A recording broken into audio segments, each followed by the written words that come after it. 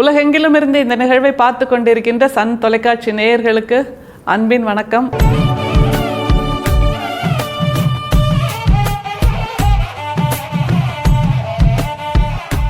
இது மார்கழி திருவிழா, ஆண்டாள் பெருவிழா. இன்னைக்கு பாசுரம் 12.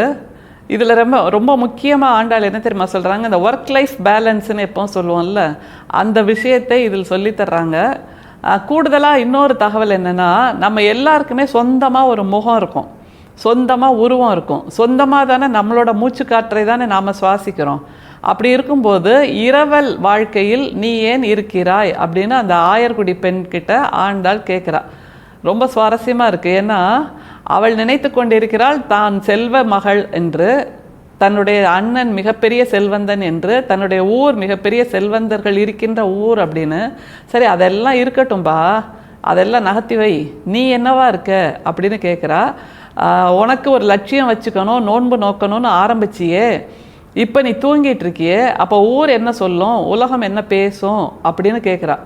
ரொம்ப சுவாரஸ்யமான பாசுரம் பாருங்க. அதை கனைத்திளம் கற்றெருமை கன்றுக்கு இறங்கி நினைத்து முலை வழியே நின்று பால் சோர நனைத்து இல்லம் சேராக்கும் நற்செல்வன் தங்காய் பனித்தலை வீழ நின் வாசற் கடை பற்றி சினத்தினால் தென்னிலங்கை கோமானை செற்ற மனத்துக்கினியானை பாடவும் நீ வாய் திறவாய், இனித்தான் எழுந்திராய், இதென்ன பேருறக்கம், அனைத்தில்லத்தாரும் அறிந்தேலோர் எம்பாவாய். கனைத்து இளம் கற்றெருமை அப்படின்னு ஆரம்பிக்கிறா. அதாவது அந்த எருமையெல்லாம் கன்று ஈன்றிருக்கான், நிறைய கன்று ஈன்றிருக்கு. அதனால் அந்த எருமையெல்லாம் அப்படி தளதளன்னு ஒரு தாய்மை பொலிவோடு தன்னுடைய கன்றுகளை நினைத்த மாத்திரத்திலே பால் சுரக்குதான். அது கொடுக்கணும்னு கூட இல்லை, கன்றுகள் அது எல்லா அம்மாக்களுக்கும் உண்டானது தானே. தன்னுடைய குழந்தைகளை நினைச்ச உடனே அவங்க உடம்பெல்லாம் புல்லரிச்சு அப்படியே மனசு புலகாங்கிதம் ஆயிடும்ல. அந்த தாய்மைங்கிறது மனிதர்களுக்கு மட்டுமில்லை, எருமைக்கும் இருக்கு அப்படிங்கிறத ஆண்டாள் இதில் நிறுவுறாங்க.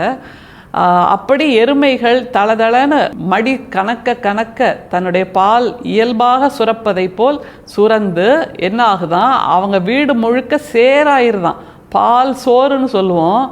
ஆண்டாள் சொல்கிறா, உன் வீடு முழுக்க பால் சேராகுது, அந்த அளவுக்கு செல்வமாக இருக்கக்கூடிய அந்த அண்ணனுடைய தங்கச்சியே அப்படிங்கிறாங்க. இதைத்தான் அவங்க குறிப்பாக சொல்கிறாங்க. இது எல்லாம் உங்கள் அண்ணனோடது, உன்னோடது இல்லை. உன்னோடதான் நீ எதை வச்சுருக்கணும் அப்படின்னா நோன்பு நோற்றலை நீ வச்சுருக்கணும். அப்படி பண்ணாமல் நீ என்ன பண்ணுற, பனி எங்கள் தலையில் கொட்டுது, உன் வாசலில் வந்து நின்று நாங்கள் ராமாயண கதை முழுக்க சொல்லியாச்சு, அப்படி ராமாயண கதை முழுக்க சொன்னப்புறமும் கூட நீ எழுந்திரிக்காமல் தூங்கிட்டு இருக்க, இதென்ன பேர் உறக்கம் அப்படின்னு கேட்குறாங்க. அந்த வரியை பாருங்க. பனித்தலை வீழ நின் வாசற் கடை பற்றி சினத்தினால் தென்னிலங்கை கோமானை செற்ற மனத்துக்கினியானை பாடவும் நீ வாய் திறவாய். ராமாயணத்தையே முழுசா சொல்லி முடிச்சாச்சு, அப்படியே நீ எழுந்திருக்கல, அப்படியே நீ வாய் திறக்கல, நாங்கள் கேட்குற கேள்விக்கு பதிலே சொல்லலைன்னா என்ன அர்த்தம் அப்படின்னா, எதுக்காக நீ இப்படி உறங்கிட்டு இருக்க அப்படின்னு கேட்குறாங்க. அடுத்தது, இனித்தான் எழுந்திரா, இதென்ன பேருறக்கம், அனைத்தில்லத்தாரும் அறிந்தேலோர் எம்பாவாய். இதென்ன பேருறக்கம், இப்படி எப்படி தூங்குற நீ மந்திரம் போட்ட மாதிரி. அனைத்தில்லத்தாரும் அறிந்தேலோர் எம்பாவாய்ங்கிறது மிக முக்கியமான வார்த்தை. என்னன்னா, இப்போ ஊர்லேருந்து கிளம்புறோம், எனக்கு இந்த இலக்கு இருக்குது, இன்னும் 2 வருஷத்தில் நான் அந்த இலக்கை அடைஞ்சிருவேன், அதை அடைஞ்சதுக்கு அப்புறம் தான் நான் திரும்ப ஊருக்கு வருவேன் அப்படின்னு சொல்லிட்டு கிளம்பி வர்றோன்னு வைங்க. கிளம்பி வந்த இடத்துல முயற்சி பண்ணலை, ஏதோ ஒன்று நடக்குது, திரும்ப ஊருக்கு போனால் ஊரில் எல்லாரும் அப்படி கன்னத்தில் கையை வச்சுட்டு கேட்பாங்களா இல்லையா, போனியே என்னாச்சு, முயற்சி பண்ணலையா, சரியாக வரலையா, தோத்துட்டியா, சரி பரவாயில்ல இங்கே உட்காந்துரு, வீட்டுக்குள்ளேயே இரு அப்படின்னு பேச ஆரம்பிச்சிருவாங்கல்ல. அப்படி ஊர் மக்கள்லாம் பேசுகிறாங்களே, உனக்கு ஒரு லட்சியம் இருக்குன்னு தெரியும், ஆனால் நீ அதை நோக்கி நடக்காமல் தூங்கிட்டு இருக்கியே, ஊர் மக்கள் பேசுகிறாங்க பாரு, அப்படியும் உறங்குறேன்னா இது என்ன பேருறக்கம், உன்னுடைய தூக்கத்திலிருந்து எழுந்திருக்கணும். அதைத்தான் ஒர்க் லைஃப் பேலன்ஸ்னு ஆண்டாள் சொல்கிறா. உன் வீடு லைஃப் இப்படியெல்லாம் இருக்குது, பட் அது போதாது. உன்னுடைய ஒர்க் எப்படி இருக்கணும்னா, உன்னுடைய இலக்கை நோக்கி நீ தான் ஓட ஆரம்பிக்கணும்.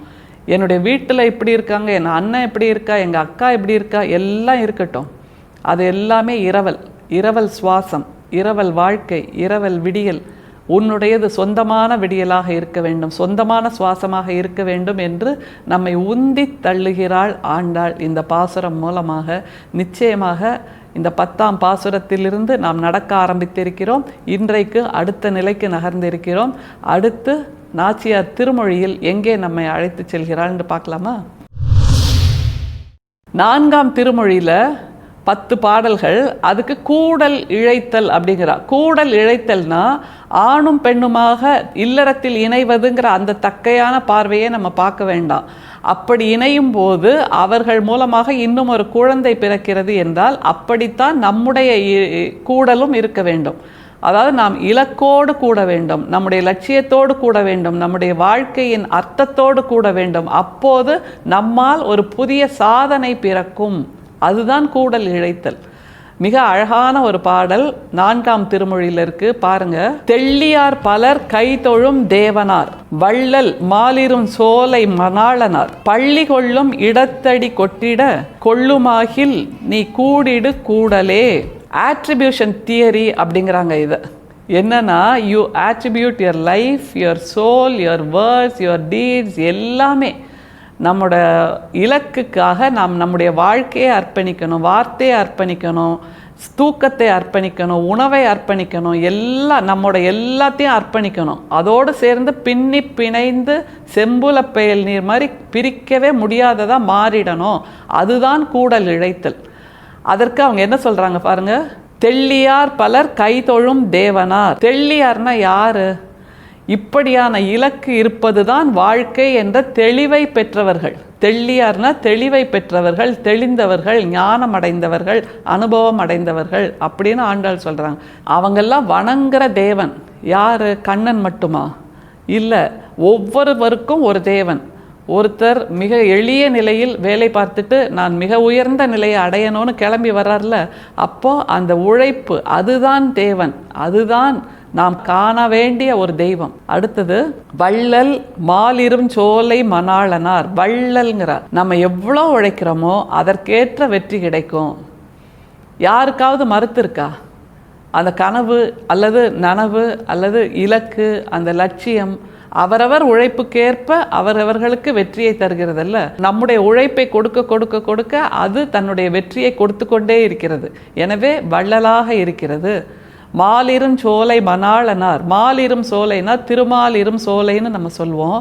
ஆனால் வெற்றி என்கின்ற அந்த பாதைக்குள், அந்த சோலைக்குள் போய்விட்டால் அங்கே பசுமையாக இருக்கும், குளுமையாக இருக்கும்.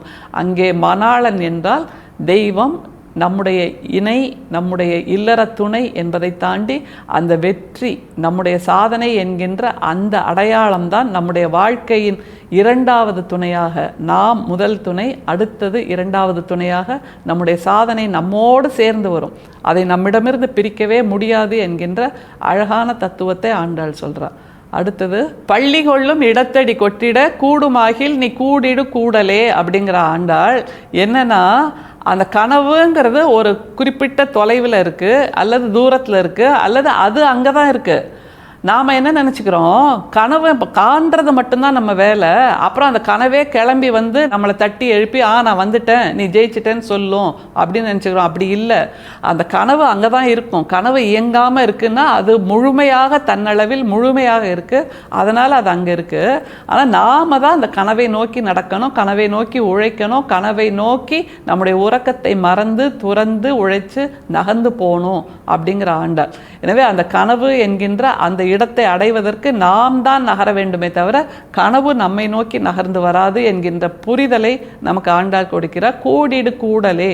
திரும்ப திரும்ப ஆண்டாள் கூடுதல் என்று சொல்வது அந்த கனவும் நாமும் இரண்டர கலக்க வேண்டும். எனவே தெள்ளியார்னு சொன்னது வாழ்க்கை என்றால் என்ன என்று தெளிந்தவர்கள் என்று ஆரம்பித்து அந்த தெளிந்தவர்கள் பட்டியலில் நாமும் இடம்பெற வேண்டும் என்றால் life is to make a change. அதுதான் மிக முக்கியம். வாழ்க்கை என்பது மாற்றத்தை உருவாக்குவதற்குத்தான். அப்படிப்பட்ட மாற்றத்தை ஆண்டாள் உருவாக்கினாள். அவள் கூடினாள். கண்ணனோடு மட்டுமல்ல, கவிதையோடும் தன்னுடைய இலக்கோடும் கூடினாள். அப்படிப்பட்ட கூடுதலை நாமும் பெற்றாக வேண்டும். உழைப்போடு நாம் கூட வேண்டும், லட்சிய நெருப்போடு கூட வேண்டும், தூக்கமில்லாத பகல் இரவு எல்லாவற்றோடும் கூட வேண்டும். உழைப்பை மட்டுமே நம்முடைய பாதையாக வைத்து கொண்டால் அந்த வெற்றி என்கின்ற மணாளனை நாம் நிச்சயமாக கைப்பிடிக்கலாம். அப்படி கைப்பிடிப்பதைத்தான் ஆண்டாள் தன்னுடைய நாச்சியார் திருமொழியில் சொல்கிறாள். திருப்பாவை நாச்சியார் திருமொழி இரண்டும் நம்முடைய பாதைகளாகின்றன. நன்றி, வணக்கம்.